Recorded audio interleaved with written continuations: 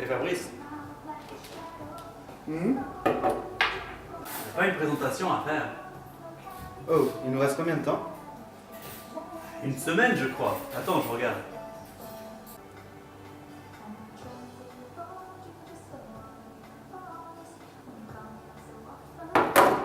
Mec, c'est pour demain! Oh shit!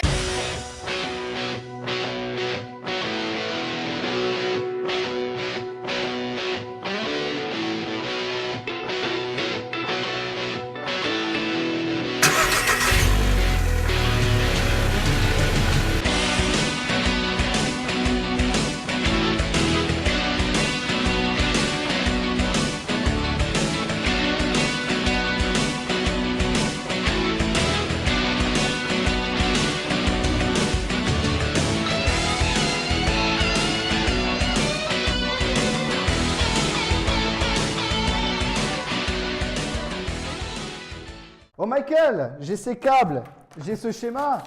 Comment est-ce qu'on va faire quelque chose de potable? Ah, déjà là, t'as le schéma du modèle OSI, c'est pas mal. OSI veut dire Open Systems Interconnection. C'est en fait un standard mis en place depuis 1984 pour que chaque pièce d'équipement dans un réseau puisse communiquer entre eux. Ok, si j'ai bien compris, les constructeurs de Switch et Cisco ont mis ça en place pour que je puisse communiquer avec n'importe qui. Exactement. Imagine si je pouvais pas communiquer avec Poutine par exemple, parce qu'il a un routeur Cisco et moi j'ai un routeur, Net Plus. Mais ces couches n'ont rien à voir avec le routing ou bien? On y vient je pense. Analysons ce schéma d'un peu plus près. Parlons de l'encapsulation des données via le standard appelé OSI. Ceci est donc un exemple très simplifié pour tenter d'expliquer le passage de nos données. Tout d'abord, nous allons ouvrir le CMD qui est sur la couche applicative du modèle OSI. Nous allons écrire le ping, puis l'adresse de notre switch, et c'est là que nous passons sur la couche de présentation. Elle va prendre nos données, les convertir en données compréhensibles par l'ordinateur, donc avec des 1 et des 0. Nous passons ensuite sur la couche session qui va s'occuper de synchroniser les différentes données de différentes sessions. Les 3 premiers niveaux-là ont fait le travail de préparer les données. Maintenant, il ne reste plus qu'à les transporter via les 4 couches.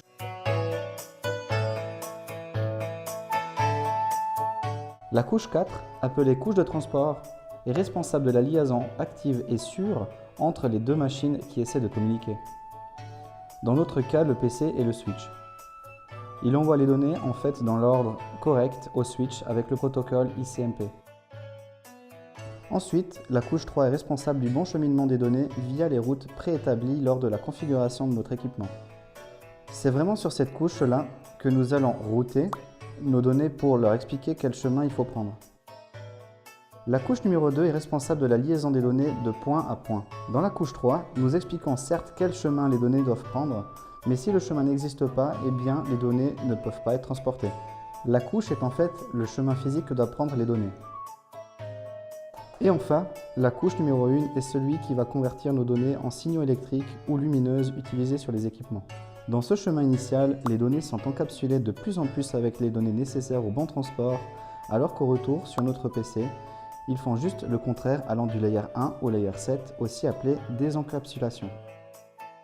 Ok, j'ai tout connecté, les câbles ils sont branchés, mais j'ai pas accès à Internet. Est-ce qu'il me manque quelque chose? Tous les câbles sont là? Oui, tout est connecté Fabrice, mais tu as oublié une chose essentielle que nous avons vue dans le modèle OSI, le routing. Ah mais oui, les données ne savent pas quel chemin prendre. En effet, mais notre cas à nous est spécial. Pour la plupart des personnes à la maison, les routeurs et tout le reste est déjà préconfiguré. Mais ce n'est pas le cas pour nous. Nos données ne savent pas quelle route prendre en l'occurrence. Ouais, c'est cool ce que tu me dis. Mais j'ai toujours pas accès à Internet, ça m'aide pas du tout. Je propose donc d'analyser le routing d'un peu plus près. Fabrice, on passe en mode analyse. C'est parti! La différence entre les couches 3 et 2 est assez simple. Sur le layer 2, nous allons juste déterminer comment notre équipement est connecté et on va parler du même réseau, alors que dès qu'on change de réseau et qu'on doit donc changer d'adresse IP, on part sur du layer 3. Prenons encore l'exemple d'une communication en Russie avec notre ami Poutine. Nos données vont devoir faire un sacré trajet avant d'arriver sur son serveur. On utilise alors la commande trace route sur le CMD, donc ligne de commande, pour voir le trajet que prend nos données. Dans ce cas, notre paquet passe par environ 15 adresses IP avant d'arriver à sa destination. Quand on route des paquets à la maison, il faut souvent seulement préciser 2 adresses au niveau de notre routeur, notre adresse interne et l'adresse externe fournie par notre fournisseur d'accès. Michael, je crois que j'ai compris. J'ai même fait un petit chemin. Regarde. Cette topologie présente même les commandes qu'il faudra utiliser pour router nos paquets d'un point A au point B. On utilise la commande IP-route sur les routeurs Cisco et j'ai vu qu'on doit préciser l'adresse de destination constamment sur chaque routeur, sauf le dernier, étant donné que c'est lui la destination.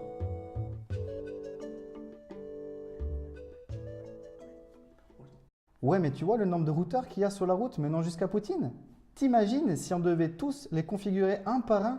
Ah mais justement Fabrice, là dans ton exemple 3 routeurs, tu fais du routing statique en effet. En gros la machine reçoit un paquet de cette adresse et va transférer plus loin. Mais moi j'ai réussi à faire du routing dynamique. Il existe plusieurs types de connexions dynamiques, comme le RIP ou le OSPF, qui fonctionnent plus ou moins de la même manière, en cherchant dynamiquement les adresses autour d'eux. Sur ce schéma, par exemple, les routeurs partagent leurs voisins dans le même réseau et peuvent donc ainsi propager facilement leurs adresses et ainsi de suite. Puisque chaque routeur connaît son voisin de connexion, alors le routeur de gauche peut aisément communiquer avec celui de droite.